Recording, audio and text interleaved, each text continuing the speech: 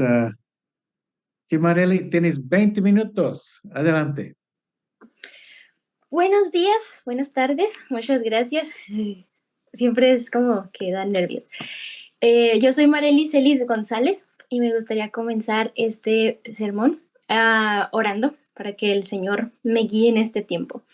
Señor, te doy muchas gracias, Padre, porque permites estos tiempos en los que podemos predicar tu palabra, en los que nos podemos recordar que tú estás aquí, que el Espíritu Santo está en nosotros y que a pesar de todas las responsabilidades y cosas que hay que hacer, tenemos que detenernos a seguir buscando más de ti, Señor. Ayúdame a que en este tiempo sea solo tú hablando, que puedas usar este mensaje para edificar a mis compañeros, Señor. Te doy gracias en el nombre de Cristo Jesús. Amén. Bueno, el título de mi sermón es ¿Qué hago con el dolor? Y el tema son los beneficios del sufrimiento. El versículo que voy a usar es Hebreos 12:11. Hebreos 12:11. Y dice así: Al presente ninguna disciplina parece ser causa de gozo, sino de tristeza. Sin embargo, a los que han sido ejercitados por medio de ella, después les da fruto apacible de justicia. Hace un tiempo, un hermano le tocó predicar en una reunión de jóvenes sobre la ansiedad que como jóvenes solemos tener con los problemas de la vida y la presión social y todo. Y curiosamente este hermano sufre de depresión y ansiedad y le tocó hablar de ese tema. Yo no estuve ahí en esa reunión porque fue en la iglesia en Colombia, pero mi novio me dijo una frase que este chico dijo al final de la oración y fue: Señor, gracias por la ansiedad. Y suena un poco extraña, pero me puse a reflexionar en ella porque a veces al enfrentar problemas decimos: Señor, mejor ya llévame. Señor, allá contigo no habrá dolor, ni lágrimas, ni ansiedad, ni presión. Podré adorarte sin sentirme tan mal, pero creo que tenemos una gran oportunidad de estar aquí en este mundo caído, lleno de dolor, lleno de altos y bajos, porque en medio del dolor podemos adorar a Dios. Así que gracias al Señor por la ansiedad, por la depresión, por el dolor, por los problemas, porque en medio de ellos podemos adorar a Dios. Y creo que el adorar a Dios únicamente cuando no hay dolor no es adoración, porque adorarle es incondicional y sin importar la situación. Y creo que el dolor, el sufrimiento nos abre de cierta forma una puerta a la sanidad. A veces el sufrimiento es lo que necesita nuestro corazón, y hoy quisiera hablarte sobre ello y más específicamente sobre los beneficios del sufrimiento, de lo bueno que es que en esta vida haya dolor. Y es muy retador para mí el estar hablando sobre sufrimiento porque en las últimas semanas mi salud se complicó un poco y estaba sufriendo porque físicamente tenía dolor, pero también emocionalmente porque tenía mucho miedo. Pero el Señor me ayudó a encontrar respuestas y soluciones ante lo que me pasaba y me han ayudado demasiado, pero de cierta forma aún buscaba todo lo posible por quitarme ese dolor y ese miedo. Apenas me dolió un poco y dejaba lo que estaba haciendo para ver qué había cambiado en mis hábitos o qué comí o qué hice, que seguía sintiendo ese dolor, pero todo eso pues el Señor lo usó para enseñarme que el dolor trae beneficios. Así que mi primer punto es: el sufrimiento nos hace depender de Dios. Y bueno, ya sea que hablemos de un sufrimiento directamente dado por Dios o que permita que alguien más nos haga sufrir, como cuando enfrentamos persecución o alguna pelea, o incluso las situaciones externas nos hagan sufrir, como la muerte de un ser querido, relaciones rotas, perder algo, o una enfermedad física que mentalmente también nos trae preocupados y sufriendo. No podemos enfrentar el sufrimiento sin la ayuda del Señor. Lo que normalmente solemos hacer cuando algo pasa es o nos alejamos de Dios o nos acercamos. No hay más. Y quizá muchos de nosotros digamos, como yo decía, yo siempre permanezco en el Señor, pero cuando el sufrimiento es tan fuerte, a veces consciente o inconscientemente, debido al temor, vamos y buscamos otra fuente de paz, aunque sabemos que el Señor, que Cristo Jesús es el príncipe de paz. Eh, Ahí en ese momento dejamos a Dios como segundo plano. O sea, y esto es porque todo sufrimiento o disciplina parece ser causa de tristeza, como nos dice en el versículo, pero podemos atravesar las dificultades con o sin Dios, es nuestra decisión. pero sabemos que una es mejor que la otra. Para esto quisiera compartirles un ejemplo, y es que desde la muerte de Jesús hasta el año 300 los cristianos sufrieron persecución tras persecución por los emperadores romanos. Algunos de los castigos que se les imponía era quemarlos vivos, verlos despedazarse por leones, los crucificaban. Había una cierta diversión y satisfacción en ver a una persona morir de las maneras más crueles posibles. Estaban locos. Pero ¿cómo una persona podría enfrentarse a la pregunta de ¿eres seguidor de Jesús? Sabiendo que si respondías que sí, te iba a tocar uno de los peores castigos que te llevarían a un sufrimiento terrible y después directo a la muerte. ¿Cómo alguien podría decir, sí, sigo a Jesús?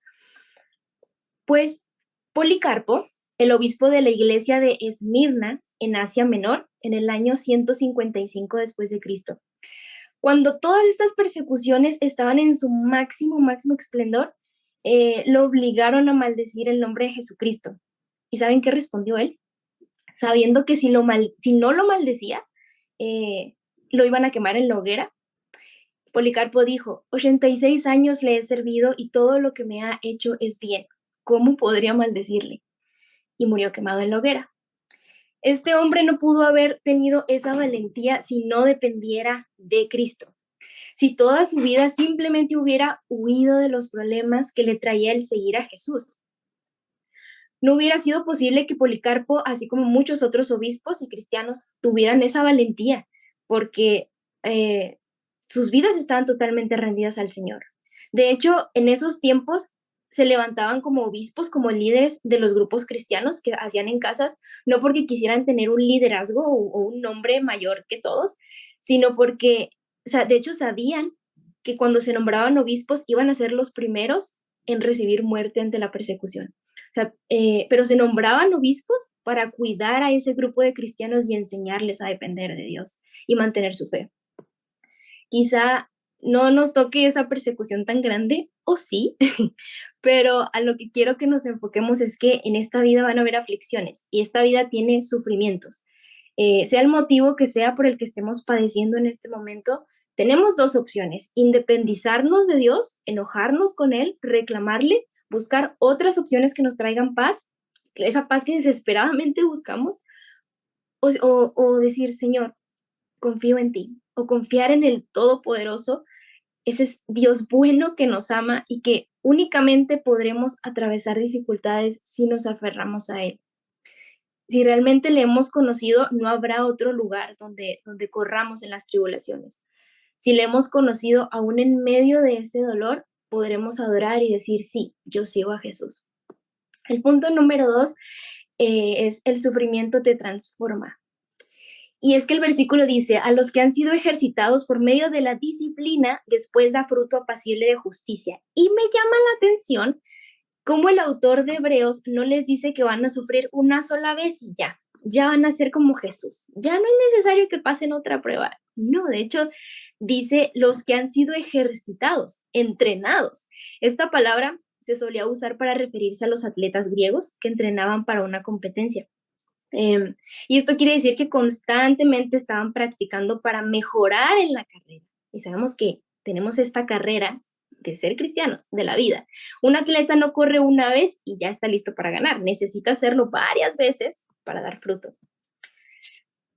Mi ilustración sería que cuando una persona se decide hacer ejercicio, tiene que tener una motivación muy fuerte para hacerlo, porque sinceramente no a muchos nos gusta sentir dolor en el cuerpo. Si se fijan, cuando nos duelen las piernas o los brazos por alzar la casa, no decimos, ay, qué a gusto estoy. Pues no, intentamos quitarnos el dolor fácilmente. Cuando el dolor no tiene una buena motivación, simplemente le huimos. Ahora, cuando alguien comienza a entrenarse para ser un buen corredor, la motivación que se tiene es ganar resistencia, es velocidad, aumentar la fuerza, porque el cuerpo necesita resistir muchos kilómetros y dar lo mejor de sí. O te pongo otro ejemplo, cuando alguien entrena en un gimnasio que quiere tonificar o mejorar su fuerza, todo eso tiene una meta. Para poder hacer todo eso, tener la técnica adecuada y todo para correr o en el gimnasio, no podemos ir solo una vez y ya somos el súper que corre o del gimnasio. No, Tenemos que practicarlo varias veces. Y te puse este ejemplo porque hace unas semanas estaba pensando en cómo personas aguantan los dolores musculares tan fuertes o lesiones cuando levantan pesas o cuando corren, que parece que hasta se van a desmayar, que ya no pueden dar la última repetición, aunque les ardan los músculos, pero saben que eso va a dar un cambio en su cuerpo y lo hacen. Tienen una buena motivación en sí. Al igual que el autor de Hebreos nos habla sobre el entrenamiento de un atleta, pero nosotros es en la fe y viene a través de sufrimientos. Eh, si tuviéramos esa misma mentalidad cuando sufrimos en la vida, de saber que habrán buenos resultados, y pusiéramos nuestra mirada en quien nos moldea, creo que podríamos caminar por ese proceso doloroso, sabiendo que de ahí vamos a aprender algo muy, muy valioso y traerá beneficio tanto a nosotros como a los demás, ¿no? Cuando pasamos por el dolor y solo nos quejamos y discutimos con Dios y le preguntamos, ¿por qué a mí? Si yo soy muy bueno, yo he servido mucho, yo estoy en CFN. Es como si en medio del entrenamiento de cualquier deporte le dijéramos al entrenador, oiga, pero me está doliendo mucho, no, no, ¿cómo que me va a seguir haciendo sufrir de esta manera? Claro que no, el entrenador sabe lo que está haciendo. Entonces, eso eh, depende mucho de cómo tú vas a reaccionar ante el dolor, que te puede transformar. Te puede transformar de forma mala, donde siempre nos estamos quejando y quejando y no vamos a estar preparados para el próximo sufrimiento, o vamos a recibirlo con agradecimiento. Cuando nuestra perspectiva está en que el sufrimiento Dios lo va a usar para moldear nuestro carácter, para ser como Jesús, ahí sí va a haber una transformación beneficiosa. En vez de preguntarnos, ¿por qué a mí? Hay que decir, ¿qué quieres que haga con este dolor que estoy sintiendo? ¿Qué quieres que aprenda? Y solo así podremos perseverar en el camino del sufrimiento y ser transformados para bien. Jesús mismo sufrió demasiado y recibió una gran recompensa. Para mi punto número 3 es el sufrimiento te da esperanza. El autor no les estaba diciendo que iban a pasar sufrimientos porque sí. O sea, no. A pesar de que ese sufrimiento los iba a preparar, incluso les iba a fortalecer y cambiar, había un propósito mayor para sufrir todas esas persecuciones, y era Jesús. Versículos anteriores vemos acerca del sufrimiento de Jesús mismo. Nos dice Hebreos 12:2, puestos los ojos en Jesús, el autor y consumador de la fe, quien por el gozo puesto delante de él soportó la cruz, despreciando la vergüenza, y se ha sentado a la diestra de Dios.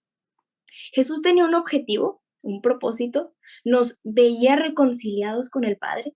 Ese era el gozo que lo hizo ser obediente hasta la muerte de cruz.